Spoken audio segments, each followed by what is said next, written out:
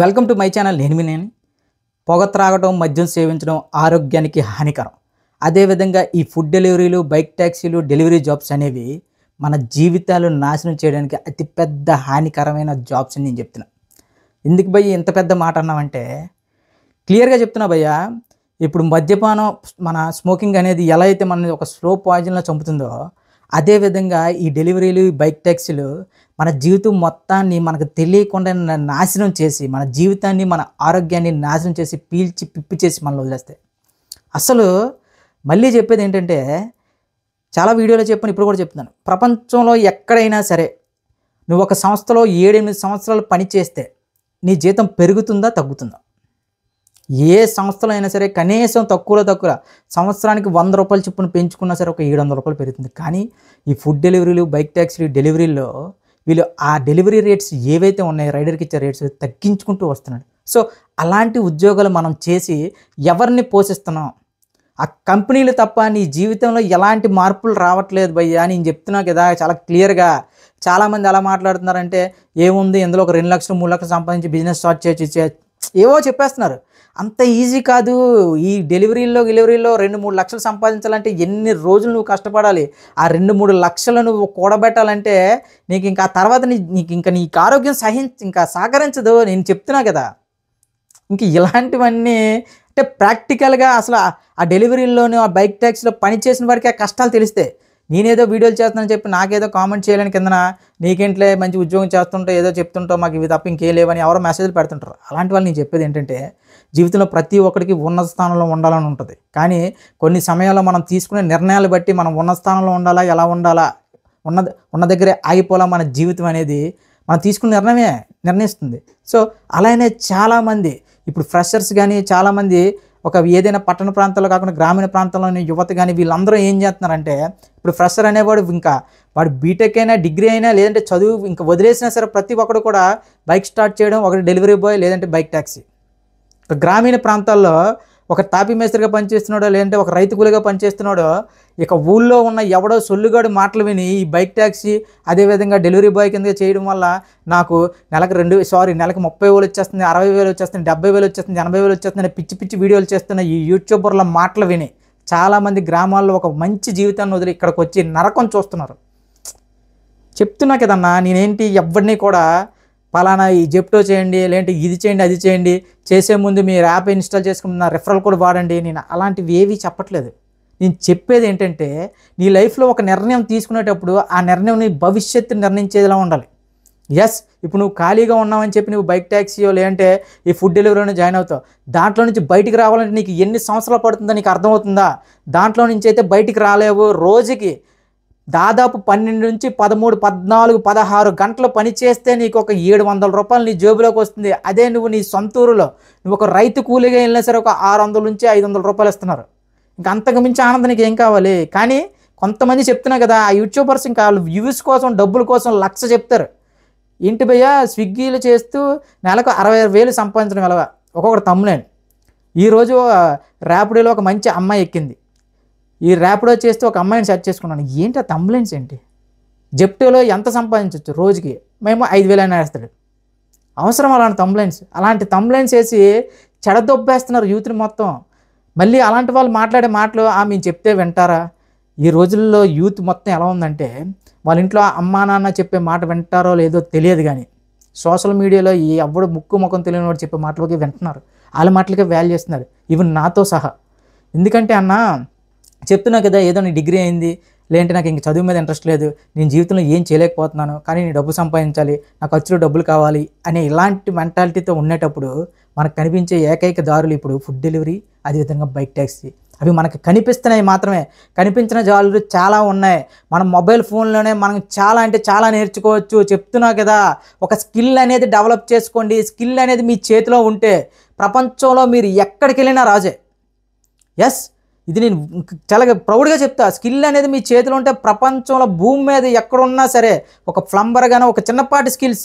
Yes, మీరు ఒక టెక్నికల్గా ఇప్పుడు ఐటీ నేను చదవలేదు, ఇప్పుడు నేను అంత పెద్ద ప్రొఫెషనల్ కాదు, నాకు చదువు మీద ఇంట్రెస్ట్ లేదు, అందుకే నేను ఫుడ్ డెలివరీలు చేస్తున్నాను, నేను వదిలేయండి, అలాంటి వాళ్ళు కూడా వదిలే ప్రసక్తి లేదు. ఎస్, నీకు చదువు మీద ఇంట్రెస్ట్ లేదు, నీకు అంత బ్రెయిన్ పెట్టలేకపోతున్నావు, అయినా సరే నువ్వు నేర్చుకునే స్కిల్స్ ఉన్నాయి, చాలా దగ్గరలోనే ఉన్నాయి. నీ చుట్టూనే ఉన్నాయి. ఒక ప్లంబర్, ఒక పెయింటర్, ఒక టీ పెట్టు, ఒక టీ క్లియర్గా టీ చేయడం రావచ్చా నీకు? అది కూడా ఒక అద్భుతమైన పని. ఇప్పుడు ఈ రోజుల్లో ఇప్పుడు టీ టైం అని ఇవన్నీ ఎలా వచ్చినాయి? అలాంటి థింకింగ్ చెయ్యండి భయ్యా. ఎంతసేపు బండి తీసామో, బండి మీద వెళ్ళిపోయామో, సాయంత్రం అయ్యేసరికి 500 ఎంతో వచ్చింది, దాంతో మనం ఏదో చేస్తాం. అది కాదు లైఫ్. అది ఎన్ని రోజులు చేస్తావు? నీ ఒంట్లో ఓపుకున్నంత కాలం చేస్తావు. తర్వాత అదే ఒక స్కిల్ అనేది డెవలప్ చేసుకుంటే నీకు నువ్వుగా ఇంకొక 10 మందికి ఉద్యోగం కల్పించవచ్చు. నన్ను ఎవరైతే క్వశ్చన్ చేస్తున్నారో, ఓకే ఇలాంటి మాకు ఉద్యోగాలు మేము ఇవి చేస్తాం, కావాలంటే మీరే ఉద్యోగాలు సృష్టించని మాట్లాడుతున్నారు కదా, మీరే ఒక స్కిల్ని డెవలప్ చేసుకుంటే మీరే ఒక 10 మందికి ఉద్యోగాలు ఇవ్వచ్చు. ఈ ఫుడ్ డెలివరీ, బైక్ ట్యాక్సీ చేసినంత కాలం మీ జీవితంలో మార్పు అనేది రాదు. కొంతమంది ఎలా మాట్లాడుతున్నారంటే, మా ఫ్రెండ్ అని ఒక అబ్బాయి ఒక 5 లక్షలు సంపాదించాడు, సంపాదించిన తర్వాత ఒక బిజినెస్ స్టార్ట్ చేశాడు, ఈ ఫుడ్ డెలివరీ, బైక్ ట్యాక్సీ. పోనీ ఓకేరా బాబు, మీ ఫ్రెండ్ ఎవరు ఇవ్వు, నెంబర్ ఇవ్వు, నేను మాట్లాడుతానంటే రిప్లై ఇవ్వడం. అంటే ఏదో ఒక మాట ఇసిరేయడమే, ఏదో ఒకటి అనేయడమే, అంతే తప్ప వీడు చెప్పేది మంచా చెడా మీకు మీరుగా ఆలోచించుకోండి. ఎవరైనా సరే ఓకే నేను చెప్పిన తర్వాత కూడా ఇదే ఫీల్డ్లోకి వెళ్దాం అనుకున్న వాళ్ళు ఒక వారం రోజుల్లో మీరు ఎంత సంపాదించారో చూపించండి. ఇంకా ఆ వారంలో మీ పెట్రోల్ ఖర్చులు, మీ భోజనం ఖర్చులు, మీ లేబర్ ఖర్చులు కూడా తీసి ఆ వారంకి మీకు ఎంత మిగిలిందో చెప్తే మీరు ఖచ్చితంగా జీరో. ఈ రోజుల్లో ఒక మనిషి పనికి వెల స్కిల్డ్కి, అన్స్కిల్డ్కి ఒక రేట్లు ఉంటాయి గవర్నమెంట్ ప్రకారం. ఆ విధంగా చూసుకున్నా సరే అన్స్కిల్డ్ లేబర్కి కూడా ఇప్పుడు తక్కువ 600-550 రూపాయలు, 650 రూపాయలు ఇవ్వాలి. కానీ ఇప్పుడు ఈ స్విగ్గీ, జొమాటోలు ఏం చేస్తున్నాయంటే ఆ కనీస వేతనం కూడా ఇవ్వకుండా ఒక్కొక్క మనిషిని 16-17 గంటలు వాళ్ళ సంస్థల కోసం పని చేయించుకుంటున్నాయి. మొఖాన ముష్టి విసిరినట్టు ఒక 700 రూపాయలు ఇసిరేస్తున్నారు. దాంతో మనం అందులో పెట్రోలు గిట్రోలు నరకం భయ్యా. వద్దు. ఇది కాకుండా ఇంకా ఏ పని చేసినా నువ్వు చాలా ఏదో కొన్న స్థానంకి వెళ్తావు.